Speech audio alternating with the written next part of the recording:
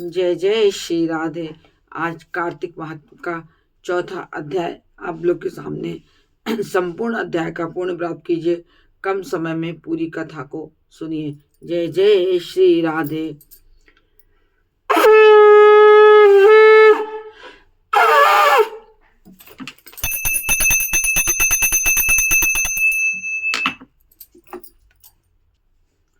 चतुर्थ अध्याय थोड़ा सा बृहद है, थोड़ा सा बड़ा है। इसको थोड़ा जल्दी पढ़ के जैसे पूर्ण कम समय में हमारे सभी लोग उसका पूर्ण प्राप्त कर सकें।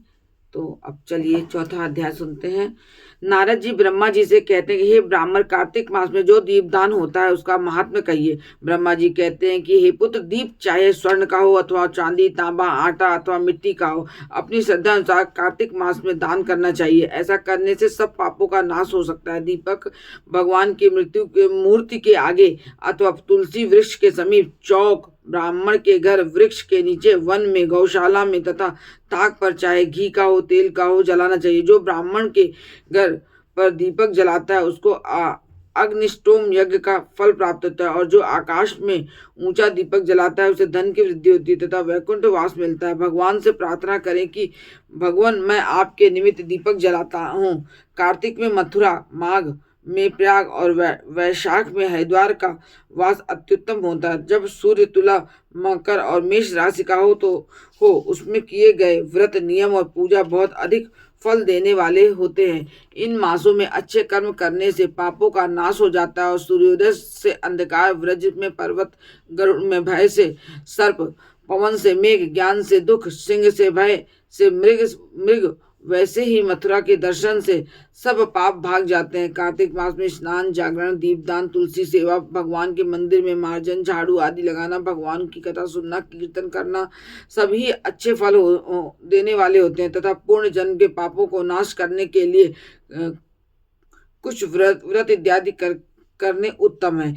इतनी कथा सुनकर नारद जी पूछने लगे कि हे ब्राह्मण, पूर्व जन्म के पाप कैसे जाने जा सकते हैं। ब्रह्मा जी कहने लगे, हे पुत्र, ब्रह्म हत्या, क्षय रोगी, गुरु स्त्रीगामी, कुष्ठी और सोने की चोरी करने वाले के नाखून खराब हो जाते हैं और मदिरा पीने वाले के दांत खराब हो जाते हैं। इस प्रकार पूर्ण जन्म के पापों से मनुष्य पहचाना जाता है। यह सब दान, समस्या और कृक्ष व्रतादि से निवारण होते हैं। अब कृक्ष व्रतादि कहते हैं, एक समय भोजन करने से पाद कृक्ष, तीन दिन सायंकाल और 3 दिन प्रातःकाल करने से अति कृक्ष तथा सायंकाल में 22 ग्राम और प्रातःकाल में 26 ग्राम ग्रास अथवा 24 ग्रास खाने से ही भी अति कृक्ष व्रत कहा जाता है। 3 प्रकार प्रतिरोज खाएं और 3 दिन उपवास करें, यह भी अतिकृक्ष होता है। सायंकाल में 1 ग्रास और प्रातः काल में 1 ग्रास और 2 दिन में बिना मांगा हुआ तथा 2 दिन तक उपवास तथा कृक्षात व्रत कहलाता है। 21 दिन तक केवल दुग्ध या पानी पीता रहे, वह कृक्ष व्रत कहलाता है। 12 दिन तक उपवास करना पूरक व्रत कहलाता है। 4 दिन तक कुछ नहीं खाना और फिर सत्तू खाना या छाछ पीना। इसके पश्चात कपड़ा तथा दक्षिणा ब्राह्मण को देना सौम्य कृच्छ कहलाता है। इसी प्रकार 12 दिन तक करना द्वादश कृच्छ कहलाता है। तुला पुरुष का दान करना और गौ घृत, गोबर, दूध, दही तथा कुशा का दान, जल पीना, दूसरे दिन उपवास करना, यह कृक्ष संत मन कहा गया है। 3 दिन तक गोमूत्र, 3 दिन तक गोबर, फिर 3 दिन दही, फिर 3 दिन दूध, फिर 3 दिन गाय घी, यह संतपन है जो सब पापों का नाश करने वाला होता है। इसी प्रकार गूलर, कमल, बेल, इनके पत्ते या कुशा का जल प्रतिदिन पीने से उन कृक्ष व्रत होता है। और 3 दिन तक उपवास करने के पहले लिखी हुई वस्तुओं को पीवे तो पूर्ण कृक्ष का व्रत होता है। यदि तपा हुआ दूध, घी, जल एक प्रतिदिन पिए और 1 दिन उपवास करे तो इसे तृप्त कृक्ष कहते हैं। जल, दूध, घी तपाकर 3 दिन तक पिए और एक समय स्नान करे तो यह भी तत्कृक्ष होता है। इसका प्रमाण पानी 8 तोला, दूध 12 तोला, घी 4 तोला होना चाहिए तथा कार्तिक शुक्ल चतुर्दशी को भगवान का पूजन करना चाहिए। उपवास करके उस रात्रि को जल में स्थित रहे। यह पेट जलकृष्ण व्रत कहलाता है, जिसके करने से वैकुंठ की प्राप्ति होती है। कार्तिक शुद्ध सप्तमी को घी खाया, फिर एकादशी के उपवास पैतामह कृक्ष व्रत कहलाता है। इस प्रकार पैतामह कृक्ष व्रत करके दिन में भगवान कृष्ण का पूजन कर ले तो यह तीनों लोगों में पवित्र होकर वैकुंठ को प्राप्त होता है। कार्तिक सुदी छठ से 3 दिन केवल दूध पीवे, फिर नवमी से 3 दिन उपवास करें।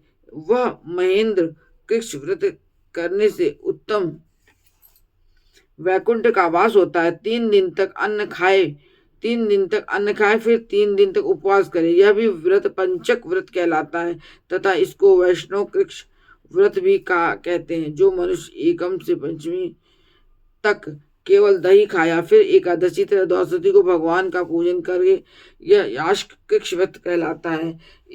इसमें श्वेत दीप का वास मिलता है, जो शुक्ल पक्ष की एकम से प्रतिदिन 1 ग्रास बढ़ता है और कृष्ण पक्ष में एक ग्रास कम करता है और तथा अमावस को कुछ नहीं खाता है। यह चंद्रायण व्रत कहलाता है। 1 ग्रास 2 तोले या अच्छी तरह से मुंह में आ जाए इतना होता है।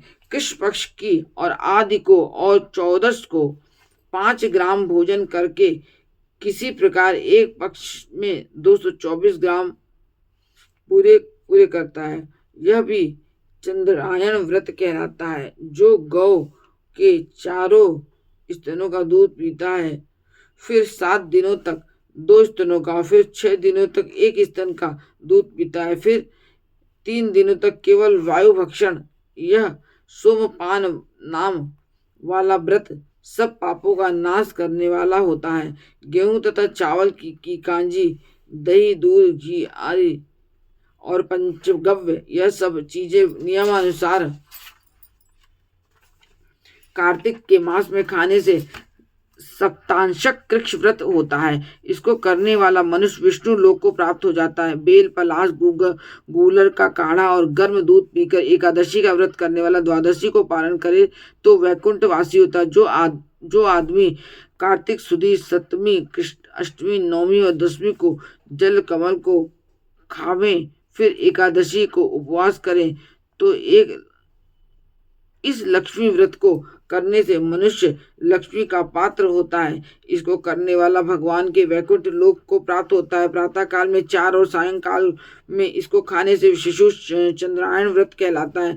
कार्तिक सुदी 14 को विधि पूर्वक कृत व्रत भी कहा जाता है तथा गौरी का पूजन करना चाहिए। इसकी विधि कहते हैं। गौमूत्र, गोबर, गौघृत और कुशा का जल लेकर सब मिलाकर एक पंचगव्य अथवा ब्रह्मा कुछ होता है तथा लाल रंग की गौ का मूत्र, श्वेत गौ का दूध, नीली गौ का दही, काली गौ का घी आदि यह न मिल सके तो दूसरी तरह का भी पंचगव्य हो सकता है। इसका प्रमाण यह है कि गौमूत्र 8 मास से, गोबर 19 मास से, दूध 12 मास से, दही 10 मास से, घी 8 मास से तथा कुशा का जल 4 मास से गौ मूत्र गायत्री मंत्र पढ़कर लेना चाहिए। गंध द्वारा यह मंत्र पढ़कर, गोबर पय पथिव्य पढ़कर, दूध दही क्रावणो मंत्र पढ़कर, दही तेजो मासी मंत्र पढ़कर,